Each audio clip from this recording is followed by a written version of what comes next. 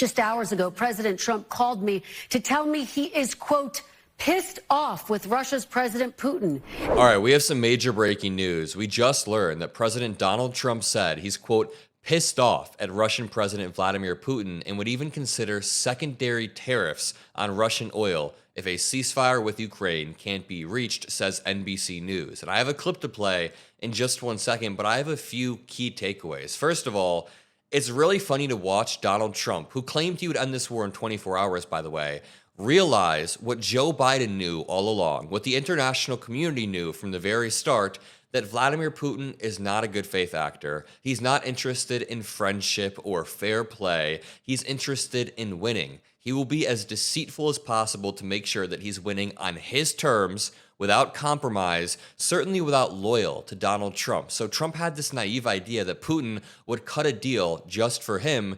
And because of that, Trump has spent the past few months applying pressure only on Zelensky.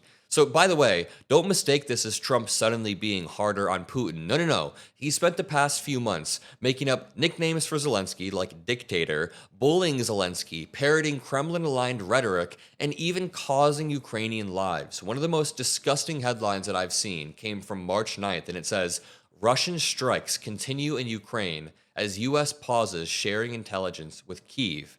That means the U.S. stopped our intel sharing, and directly off the back of that, Putin decided to launch even more strikes. He decided to use that gap, that window, to jump on it and just kill more people. It's absolutely insane, and that was only allowed by Donald Trump. And going back to this article, Trump said he was very angry about recent comments by Putin suggesting ways to install new leadership in Ukraine and sideline Zelensky, NBC reported.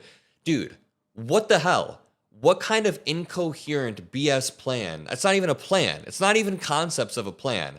So Trump is the one who was calling for new elections in Ukraine, I believe just a month back. It started about a month ago, and everyone was like, dude, that makes no sense. How are you going to call elections when they're in the middle of a war? Many people have fled the country. Many people are at the front of the battle lines. Putin will try to put his thumb on the scale. It's just not possible. And now that Putin calls Trump and says, hey, we need to have those new elections, Trump is reportedly very angry. And I'm going to inject my read on the situation really quickly. I mean, I've injected a few opinions thus far, but I think that Trump truly is beginning to realize how much ground he gave Putin. So what I'm picturing this phone call going like is Putin calls Trump. Putin is really beginning to get the idea that Trump is on his side, that he can push for more and more and more. But one thing Trump doesn't want to see himself as is a sucker. So I'm assuming on this call, Putin goes, hey, we need to start getting this election going.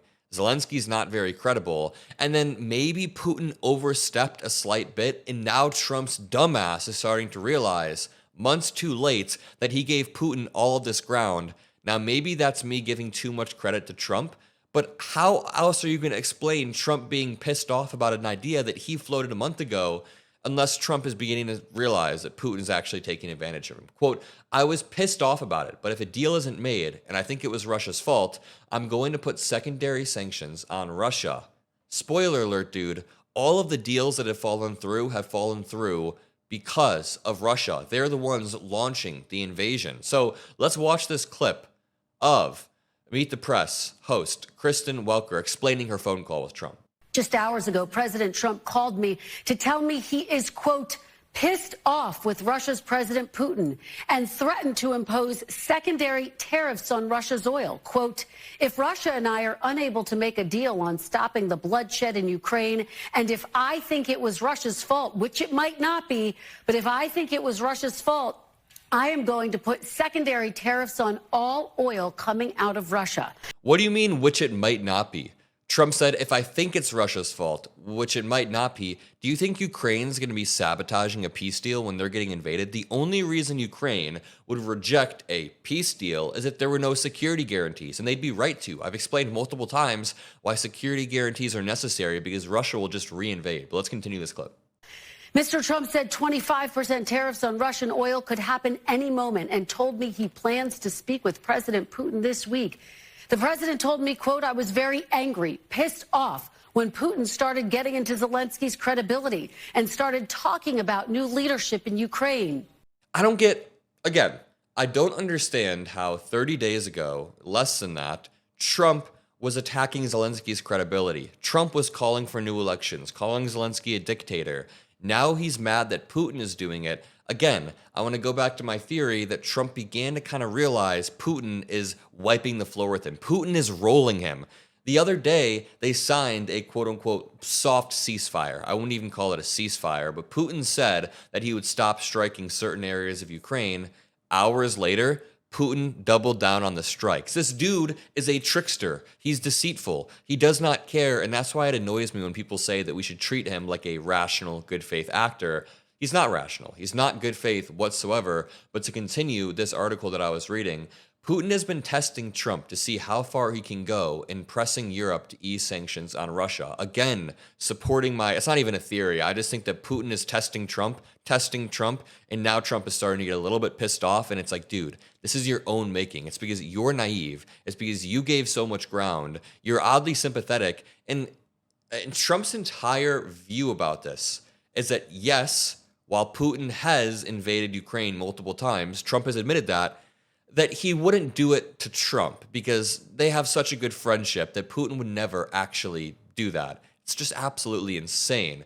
To continue, quote, if Russia and I are unable to make a deal on stopping bloodshed in Ukraine, and I think if I think it was Russia's fault, which it might not be, see, that's the line that's like, what the hell? But if I think it was Russia's fault, I'm going to put secondary tariffs on oil. I don't think Trump would do it. I just don't know if he would do it. I don't know if he has the balls to actually do that to Vladimir Putin. When has he ever said anything even remotely mean to Putin?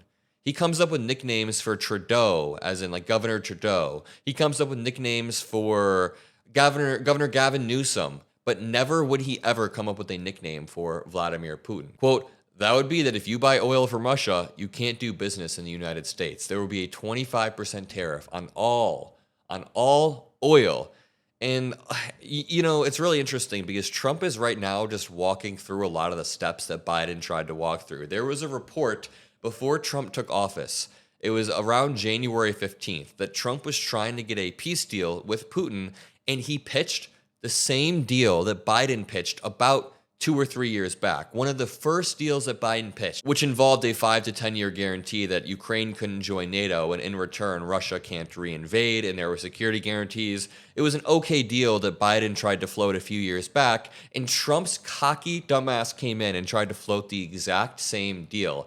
But after 3 days of negotiations in Saudi Arabia last week, the U.S. announced on Tuesday that Ukraine and Russia had agreed to the Black Sea Truce. So it was a small step, really not anything big, really not a big ceasefire whatsoever. And keep in mind, Russia broke that right away. And then Trump on Monday appeared to invent a new economic statecraft tactic by threatening what he dubbed, quote, secondary tariffs on countries that buy oil from Venezuela to choke off its oil trade with other nations. The threat, confirmed in an executive order by Trump, said countries could face 25% tariffs on trade with the U.S. if they purchase oil and gas from Venezuela, which is already under heavy U.S. sanctions.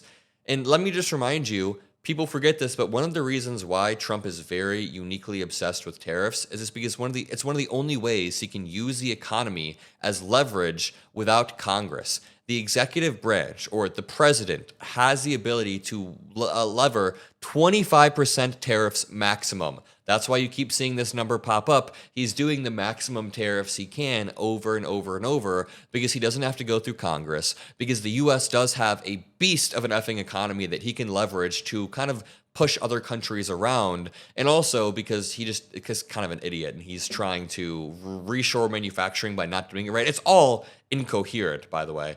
The threat was confirmed by the executive order, and now we just wait. Today's Sunday, the day I'm recording this, and this week we're supposed to get the 25% tariffs on automakers in certain parts.